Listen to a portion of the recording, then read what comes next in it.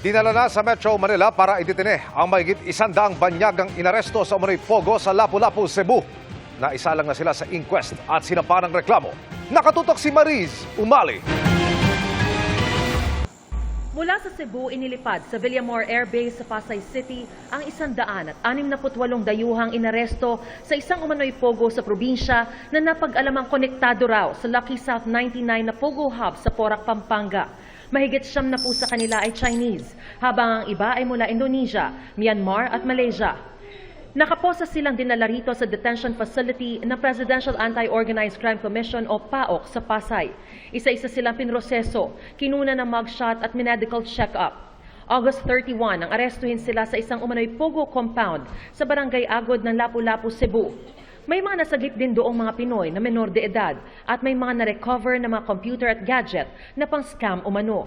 May freeze order na rin sa 2.1 hektaryang tourist garden hotel, 8.3 million pesos na cash, 12 sasakyan at mga gadget at SIM card.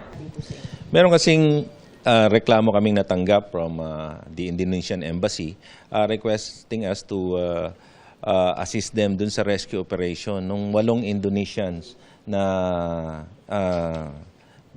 nandun sa isang pogo hub dito sa Lapu-Lapu City.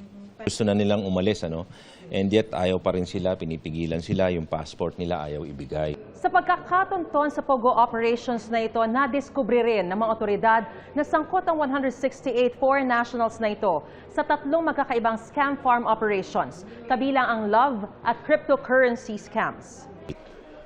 Isinalang na sila sa inquest proceedings sa Bureau of Immigration at sinampahan ng reklamong paglabag sa immigration laws. Sa ngayon, wala talaga silang dokumentong maipakita. Automatic, you will be violating yung immigration laws. Na-inquest na rin at sinampahan ng reklamong qualified trafficking ang 16 pang ibang foreign national at isang Pilipino. Yung 70 naman, ito yung napatunayan namin na nagpapatakbo nung Lapu-Lapu City Pogo Hub. Naghahanda na rin ang money laundering at criminal forfeiture case laban sa kanila.